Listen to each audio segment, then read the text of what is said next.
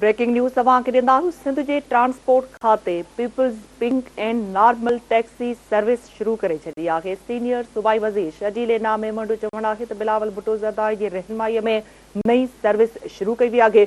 हुन चयो त मंसूबे जो मक़सदु औरतुनि खे बाख्तियार बणाइणु आहे।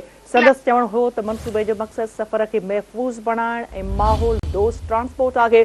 शजील मेमण जो चवणु आहे त people's pink and normal taxi service अहम कामयाबी आहे। सिंध जे ट्रांसपोर्ट खाते people's pink and normal taxi service शुरू करे छॾी आहे। सीनियर सूबाई वज़ीर शजील इनाम मेमण जो चवणु आहे त बिलावल भुट्टो ज़रदारी जी रहनुमाईअ में नई सर्विस शुरू कई वई आहे। हुन चयो त मंसूबे जो मक़सदु औरतुनि खे बाख्तियार बणाइणु आहे। संदसि चवणु हो त मंसूबे जो मक़सदु सफ़र खे महफ़ूज़ बणाइण ऐं माहौल दोस्त ट्रांसपोर्ट आहे। शजील इनाम मेमण जो चवणु आहे त people's pink and normal taxi service अहम कामयाबी आहे।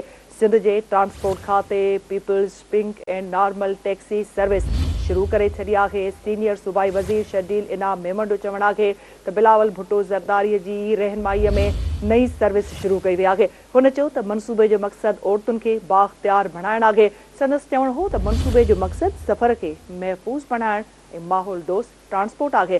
शजील इनाम मेमण वधीक चयो त people's pink and normal taxi service अहम कामयाबी आहे।